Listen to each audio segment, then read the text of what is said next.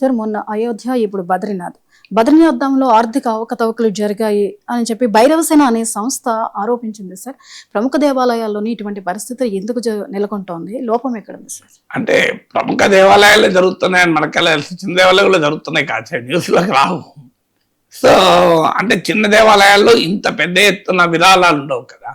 ఇప్పుడు మనకు దుర్మార్గులు ఎప్పుడైనా అంతటా ఉంటారు, వాళ్ళు ఇక్కడ అక్కడ సమాజంలో ఎక్కడైనా ఉంటారు.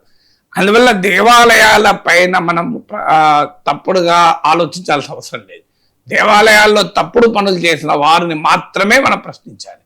సో కానీ ఇక్కడ క్వశ్చన్ ఏమొస్తుందంటే, మీరు అన్నట్లు ఇవన్నీ మామూలు దేవాలయాలు కాదు. రామ మందిరం కావచ్చు, లేదా బద్రీనాథ్ కేదార్నాథ్ టెంపుల్స్ కావచ్చు, అవి కోట్లాది హిందువుల యొక్క ఆరాధ్య దేవాలయం కావచ్చు. అది వారి విశ్వాసాలకు ఒక అత్యున్నతమైన ప్లేస్ అది. సో అక్కడ ఏమైతుందంటే ప్రతి హిందువు ఎక్కడో బాధపడుతుంటాడు, ఇదేంటి అని. ఇప్పుడు మీకు ఆశ్చర్యం వేస్తే, అయోధ్యలో జరిగిన దొంగతనాలు చూస్తే బాధేస్తుంది. బంగారంతో చేసిన రామచరిత మానస్ను ఒక రామభక్తుడు, ఒక రిటైర్డ్ అధికారి, వాళ్ళ తల్లి రామభక్తురాలు కనుక తల్లి మీద ప్రేమతో మా తల్లికి చివరి నిమిషం వరకు రామా రామా అంటూ తలుచుకుంటూ చనిపోయింది కనుక ఒక రామచరిత మానస్ను 3-4 కోట్లు ఖర్చు పెట్టి చేయిస్తే అది కనబడతలేదు. ఏం చూడండి, ఇప్పుడు విచిత్రం ఏంటంటే రామచరిత మానస్ చదివిన వాడు హిందూ ద్రోహి, రామచరిత మానస్ దొంగతనం చేసిన వాడు మాత్రం కాదా? నిజంగా నాకు ఇప్పటికీ అర్థం కాదు. రామచరిత మానస్ను చదివి రాముని గొప్పతనం గురించి చెప్పే వాళ్ళనేమో రాజకీయంగా మిమ్మల్ని ప్రశ్నిస్తే హిందూ ద్రోహులు అయిపోతారు. కానీ రామచరిత మానస్ దొంగిలించిన వాడు ఎవడు? రామ మందిరంలో దొంగతనం చేసిన వాడు హిందూ ద్రోహి కాదా? వాడు మించిన హిందూ ద్రోహి ఎవడున్నాడు? ప్రశ్నించే వాళ్ళు యాంటీ హిందూ కాదు, హిందూ మతానికి చెడ్డ పేరు తెస్తున్న వాళ్ళు వీళ్ళు కదా, దొంగలు కదా. సో ఇలాంటి దొంగలను మొదలు పట్టుకోవాలి. దానికి ఏం డిఫెన్స్? డబ్బు ఇచ్చి విరాళం ఇచ్చిన వాడు హిందువే, దొంగతనం చేసిన వాడు హిందువే, తప్పేంటి? అసలు ఇదేం వాదన? అసలు ఇలా ఆర్గ్యుమెంట్ ఏంటి? ఆ ఆర్గ్యుమెంట్ చేసిన వాడిని ఎవరైనా ఖండిస్తున్నాడా? ఎవరు ఖండించడు. మరి అలా ఆర్గ్యుమెంట్ చేసిన వాడు ఇదేందయా నేరం, హిందువుల విరాళాలు హిందువులు దోచుకోవచ్చా అంటే ఆన్సర్ ఉండాలి కదా. ఒక్కొక్కరు మంచిగా బ్రహ్మాండంగా విల్లాలు కట్టుకున్నారు, కార్లు కొనుక్కున్నారు, అడ్డగోలుగా. ఆ చంపత్ రాయ్ జనరల్ సెక్రటరీ తన డ్రైవర్నే కౌంటింగ్ స్టాఫ్ గా పెట్టుకున్నాడు. ఆ డ్రైవర్ తన ఫ్రెండ్ని తీసుకొచ్చి పెట్టుకున్నాడు. ఒక ఆయన అయోధ్యలో ఇది వాటర్ వ్యాపారం చేస్తాడు, వాటర్ బాటిల్ అమ్ముకున్నాడు, అతను తీసుకొచ్చి కౌంటింగ్ స్టాఫ్ గా పెట్టారు. అసలు ఇంత నిఘా లేకుండా, ఇంత మానిటరింగ్ లేకుండా, ఇంత విజిలెన్స్ లేకుండా, ఇంత సిస్టమ్స్ లేకుండా ఎలా నడిపారనేది ఎవరికి అర్థం కాదు.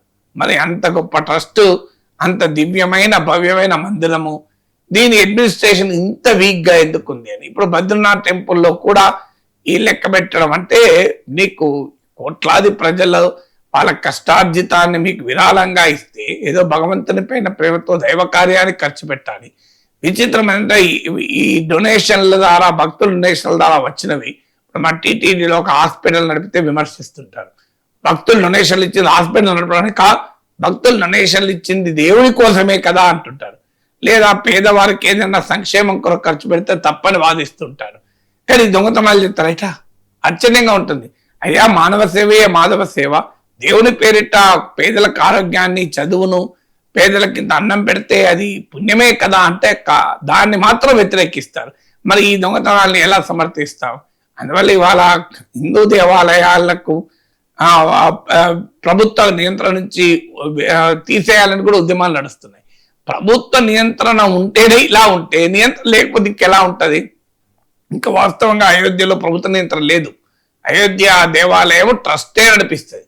సో అయోధ్య దేవాలయము ఒక పెద్ద ఉద్యమం నడిపి దేశంలో ఒక సామాజిక రాజకీయ పరిణామాల నేపథ్యంలో వచ్చిన ఆలయం. అలాంటి ఆలయం నిర్వహణ ఇంత బలహీనంగా, ఇంత వీక్గా ఎందుకుంది? మరి ఎందుకు అనే ప్రశ్నకు ఆన్సర్ దొరకాలి కదా. అందువల్ల హైలీ ప్రొఫెషనల్ గా నడపాల్సినటువంటి వ్యవస్థలు ఇలా ఎందుకు నడిచాయి? దీంట్లో ఎవరు పెద్దవాళ్ళు ఉన్నారు? కావాలనే చేశారా? ఎందుకు భక్తుల విశ్వాసాలపైన భయంకరమైన దాడి కాదా అని. అదే సమయంలో ఇంత జరుగుతున్నా రాజకీయంగా స్పందించడమేమో తప్ప ఇప్పుడు తిరుపతి లడ్డు పైన ఇంత మాట్లాడిన పవన్ కళ్యాణ్, చంద్రబాబు దీనిపైన మాట్లాడారు, కంప్లీట్ మాట్లాడారు. వైఎస్ జగన్ మాట్లాడాడు, నరేంద్ర మోడీ మాట్లాడాడు. ఏంటన్నట్టు ఇది? ఇప్పుడు సనాతన ధర్మానికి ఇది నష్టం కాదా? మాట్లాడాలి కదా పవన్ కళ్యాణ్ గారు, మాట్లాడాలి కదా చంద్రబాబు నాయుడు గారు. తిరుపతి లడ్డులో కల్తీని ఎంత నేరమో దేవుని సొమ్ము దొంగతనం చేస్తే నేరం కాదా? దీనిపైన విచారణ జరగాలని కోరుకోవాలి కదా. కనీసం ఇది అన్యాయము, ఇలా దొంగతనం చేసిన వాళ్ళు వదలకూడదన్న మాట్లాడాలి కదా. అంటే దేవుని దగ్గర కూడా రాజకీయపరమైన స్పందన ఉండడం ఉండకపోవడం కూడా రాజకీయాలు నిర్ణయిస్తే బాధేస్తుంది. తప్పనాలి. ఏముంది, ఆ తిరుపతి లడ్డులో కల్తీ జరిగినా తప్పంటాం, దేవుని దగ్గర దొంగతనం జరిగినా తప్పంటాం. మనకు ఒకటి మంచిది ఒకటి చెడ్డది అంటే ఎట్లా? సో ఎందుకు మౌనంగా ఉంటున్నారు అంటే ఎన్డీఏ నాయకులంతా మౌనము, ప్రతిపక్ష నాయకులు మాట్లాడడం, అంటే ఆఖరికి అయోధ్య రాముని కాపాడటానికి, అయోధ్య రాముని పవిత్రతను కాపాడటానికి ప్రతిపక్ష నేతలే పూనుకోవాలి తప్ప ఎన్డీఏ నేతలు పట్టించుకోరా? రాముడు అందరికీ రాముడే కదా, దొంగతనం అందరికీ దొంగతనమే కదా, దాన్ని అందరూ ఖండించాలి కదా. దాంట్లో రాజకీయాలు ఏమున్నది? పోనీ ఖండించేటప్పుడు ప్రతిపక్షాలు మోడీని, బీజేపీని, ఆర్ఎస్ఎస్ ప్రశ్నించవచ్చు, మీరు ప్రశ్నించకండి. అట్లీస్ట్ రామ మందిరంలో జరిగిన ఈ దొంగతనం బాధ వేస్తుంది, ఆ బాధ పెడుతోందని అన్నట్టు ట్వీట్ చేయాలి కదా. ఆ చిన్న మాట అనడానికి కూడా బాధ కూడా పెడుతున్నామని చెప్పడానికి ఇబ్బంది ఏందో నాకు అర్థం కాదు.